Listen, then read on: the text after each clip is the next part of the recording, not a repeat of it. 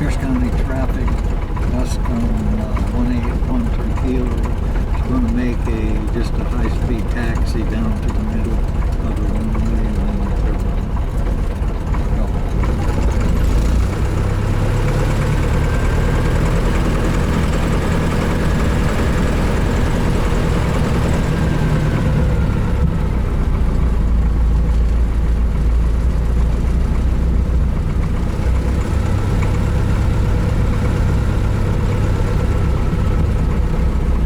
Alright, so this is my first lesson where I'm doing anything having to do with taking off.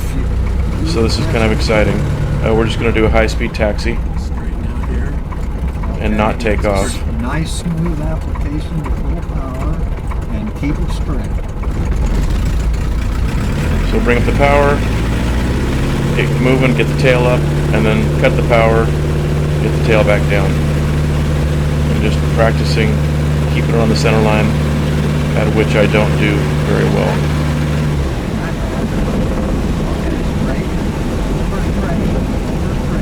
I'm helping you. Yeah, I know.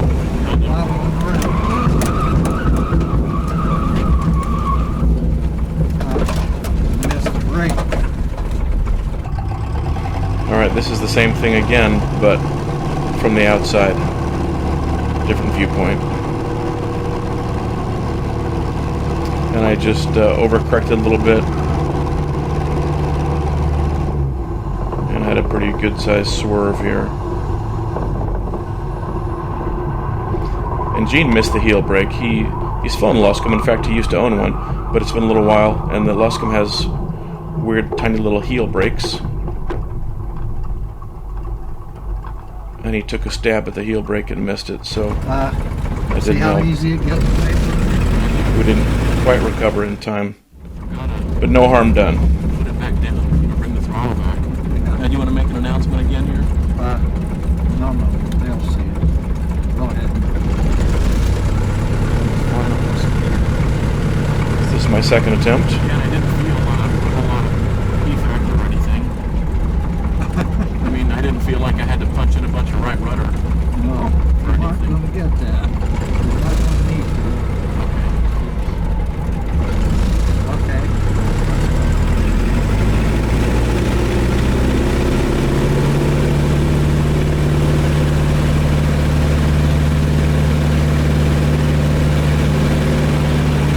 And then initially it's definitely tricky to keep it on the center line. It's easy to overcorrect and get bigger and bigger oscillations. Yeah, I was trying to hardly touch the rudder pedal at all. I have to, when I try to hit that brake, I got to really be careful. Okay. Yeah, I was trying to go really easy on the rudder at that time. And Okay, let's go ahead and accelerate.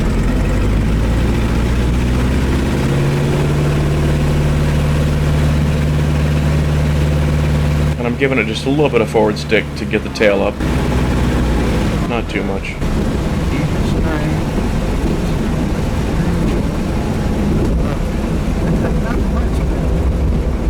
Yeah, that wasn't too terrible. That was my third one. yeah.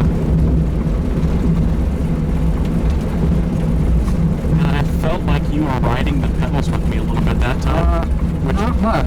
Oh, really? Okay. That's Yeah, sad. no, I was right there with you, and I wanted to keep my feet on near the brakes because that's what happened that first time while we went off the runway. Okay, that's Because I slipped with the left foot and pushed my heel forward. The brake was beside me. Oh, okay.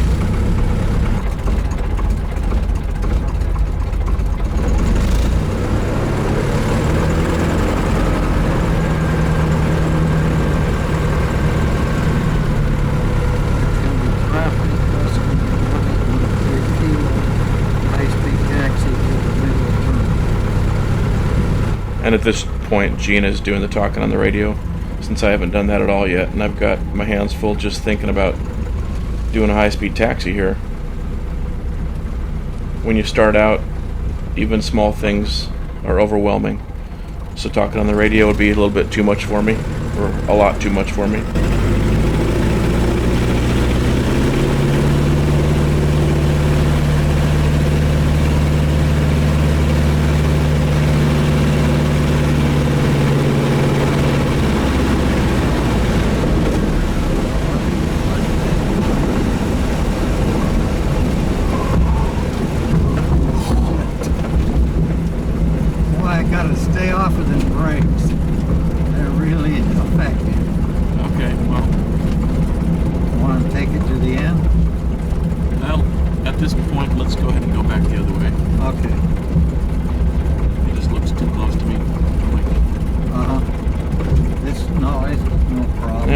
bit more excitement there.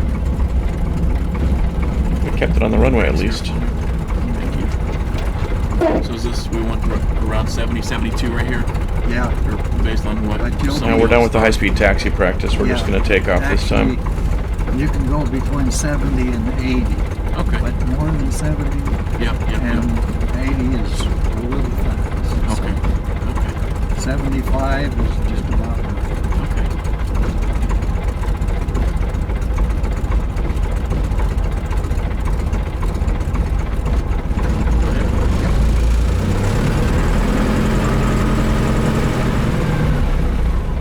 Luscombe 1813 kilo, taxi in position will be it's good. Okay. See what Luscombe 1813 kilo, taking off runway 35.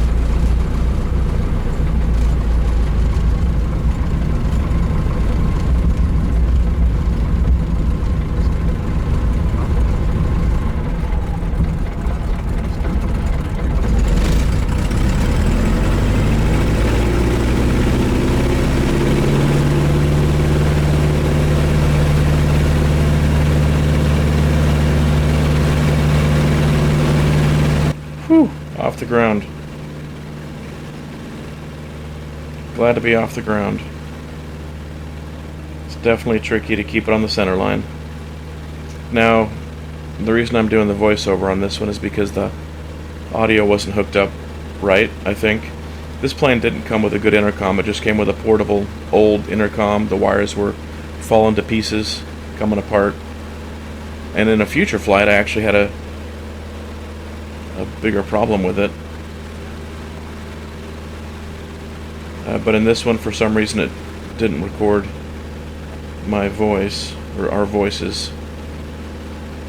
So, especially now, when we're up in the air, you can't hear anything except the engine.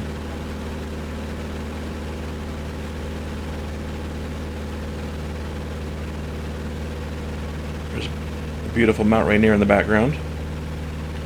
And we're just flying east of Thunfield.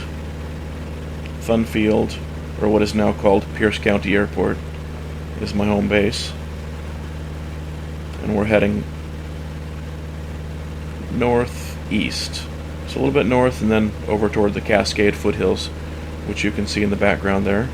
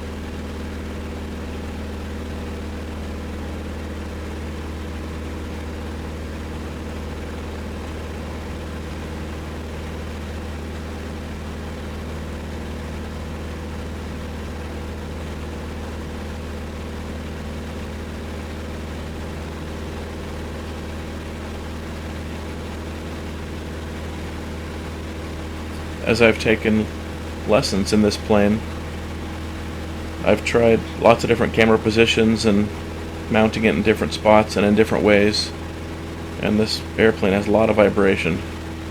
I think maybe that's typical. I didn't know how much vibration it would have, so it's tough to get the cameras to produce nice sharp video.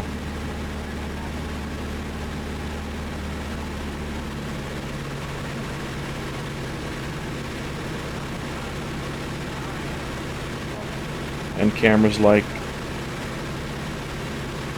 the Sony A7 or A6500, I've tried those as well, and there's a big problem with rolling shutter because of the vibration. So I've tried lots of different things in the search for high quality video.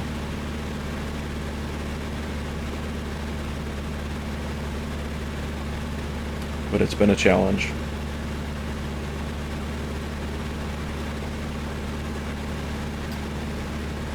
So what we're starting out with here is just practicing the basics. Straight and level, climbs, descents.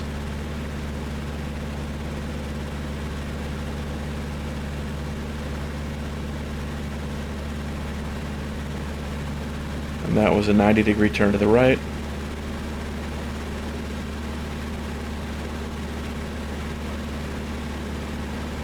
Here I'll do a 90-degree turn to the left, and I'll do a number of these turns here. Again, just working on the fundamentals, which are climbs, descents, turns. Then you combine those and do climbing turns and descending turns. Those are the fundamentals.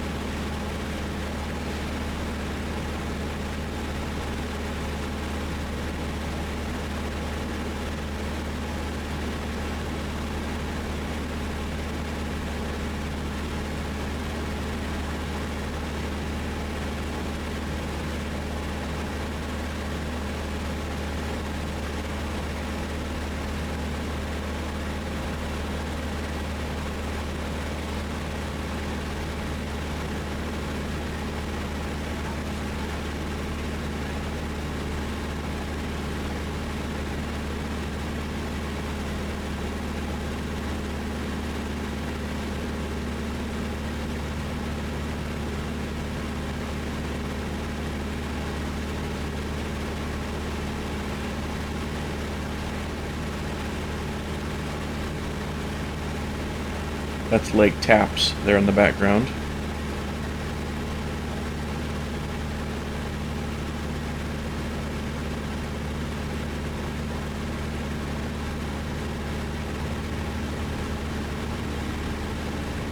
That's east of Tacoma.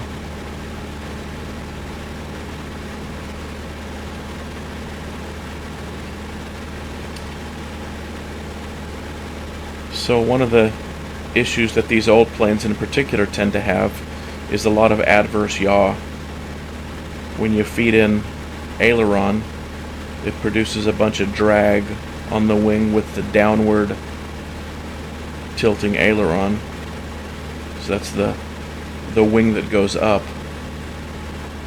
and that wing gets pulled to the rear because of that additional drag. So the nose then will point in the opposite direction of the turn. And I experimented with that a little bit during my first flight.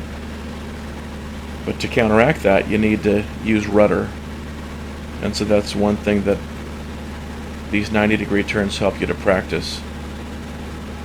Whenever you're feeding an aileron, you need to feed in some rudder. So when you start a turn, you'll feed in some rudder. When you come out of a turn, you'll feed in some rudder.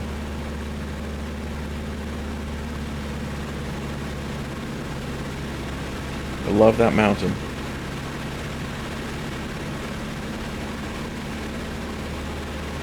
One of numerous active volcanoes in the Cascade Mountain Range. I think there's 19, stretching from British Columbia, Canada, all the way down into California.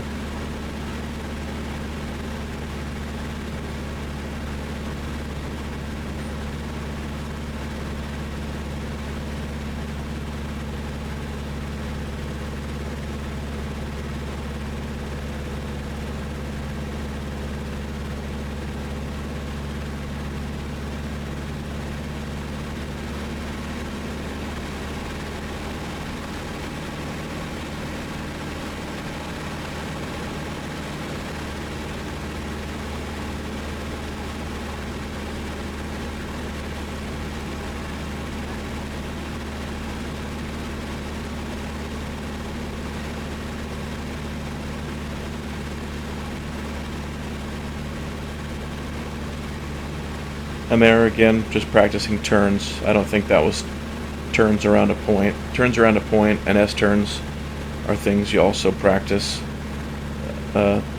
primarily to learn to counteract winds and adjust how sharp you're banking depending on which part of the turn you're in. There goes another airplane. But I don't think that was a turnaround at point. That was just practicing a turn. Just doing a 360, it looked like. And one in the opposite direction here.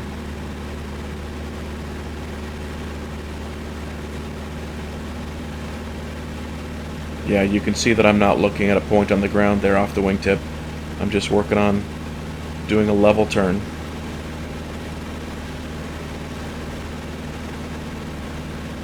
Actually, that looks like it might be a climbing turn. Or I'm just out of whack. Now I'm going down. So maybe I'm just adjusting here.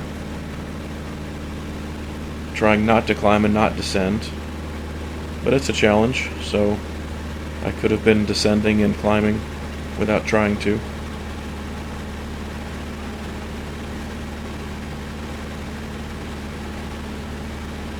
Trying to get a sight picture of the horizon over the cowling, and it's completely different for a left turn versus a right turn.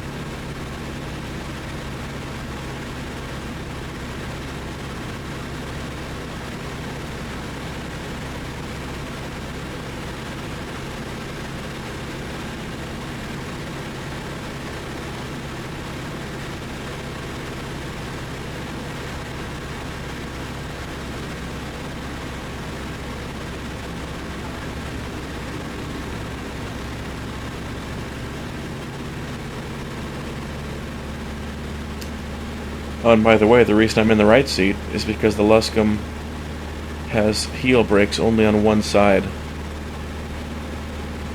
and that's on the left side, so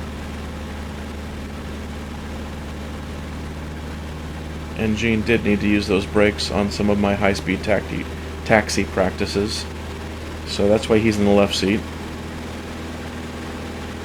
and eventually we'll switch seats when he feels like I can handle the Luscombe on the ground well enough that he doesn't need to worry about having access to the brakes.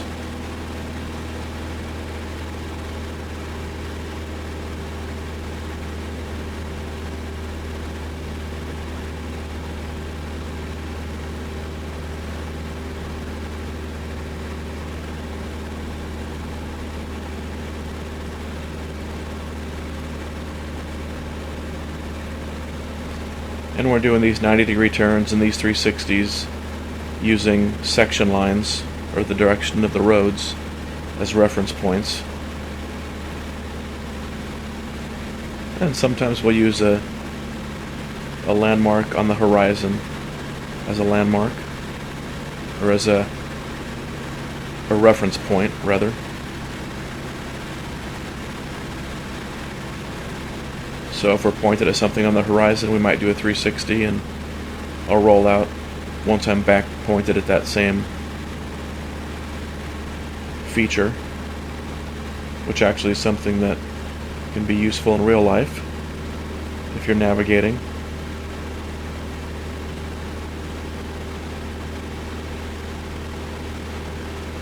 Not that different than navigating on the ground. Take your compass, take a bearing, pick out something in the distance and go towards it, and take another reading off the compass.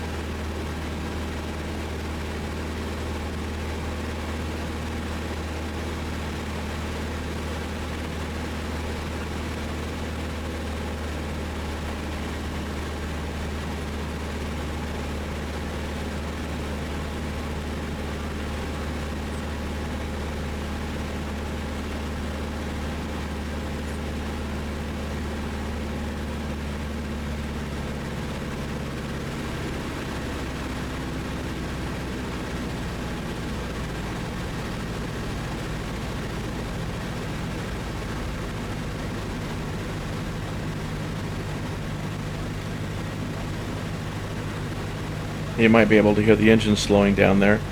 We're going to practice some stalls. If you look over at the right, you can see the elevator. Because the audio that you're hearing here is from the camera in the cockpit, and you can start to hear our voices now with the engine running slower.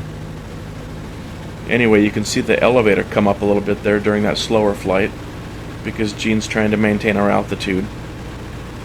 So at a lower speed with lower dynamic pressure on the airfoil, to maintain your altitude you need to increase your angle of attack. And that elevator's coming up, and that sets the wing at a higher angle of attack. So that'll help us maintain our altitude.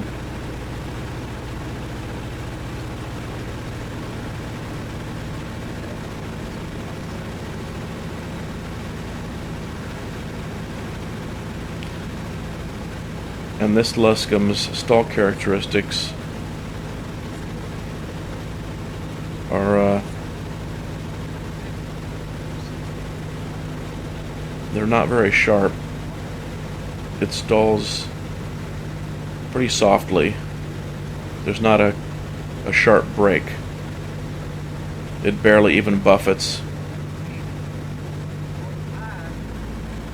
In fact, at either full power or at idle, I can have the stick all the way back. And as long as I stay on the rudder pedals, I can keep flying straight. And it never does break.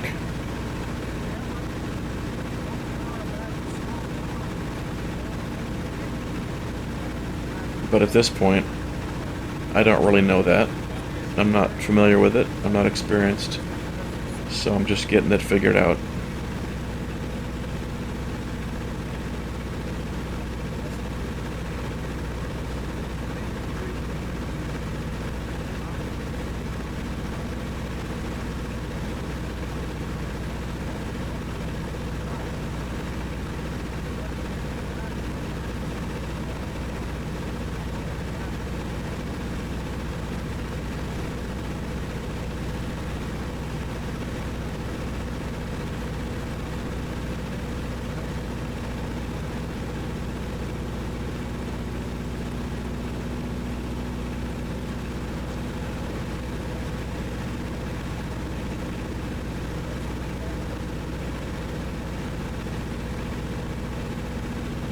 Now you can see how sharply upward the wing is tilted, but we're flying straight and level, maintaining our altitude. That's called a high angle of attack. And if you look at the elevator, it's coming way up, so the stick's way back.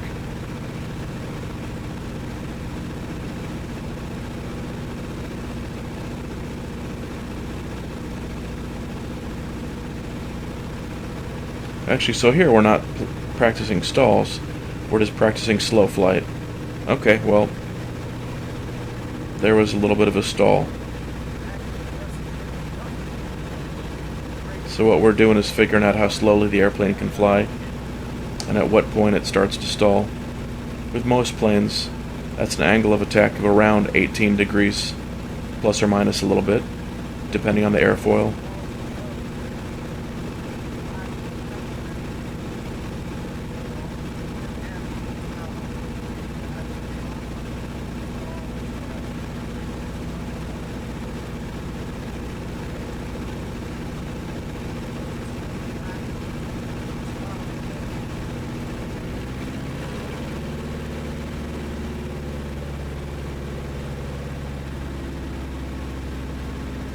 So in the first lesson we did some stalls, but my recovery was a little abrupt. I let go of the stick a little bit too much to reduce the angle of attack, and we sort of dived and lost more altitude than necessary.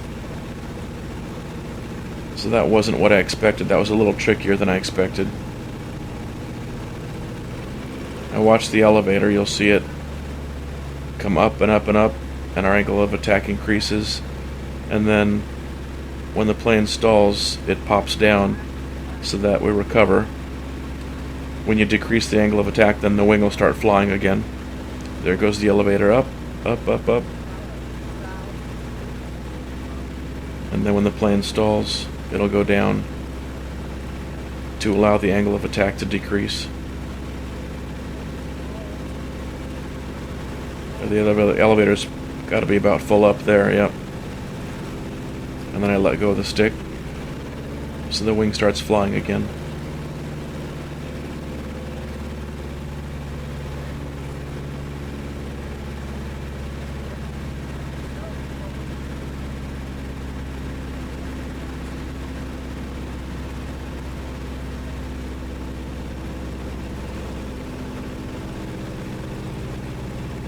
And one thing Gene is telling me here is to keep the nose straight.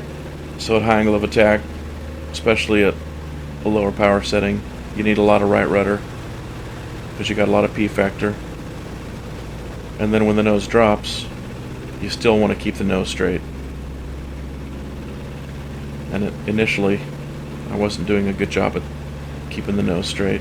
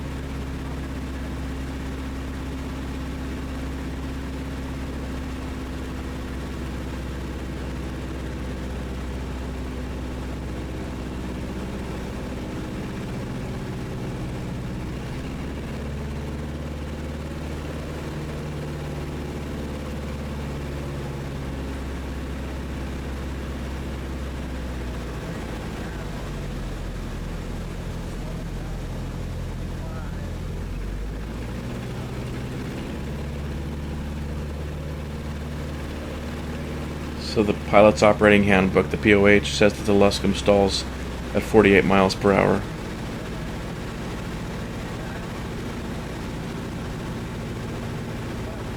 That's probably power off though, when you come into land.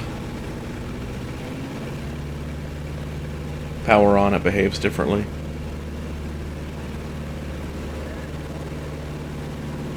Because the propeller throws more air over the wing and just changes a little bit how it behaves.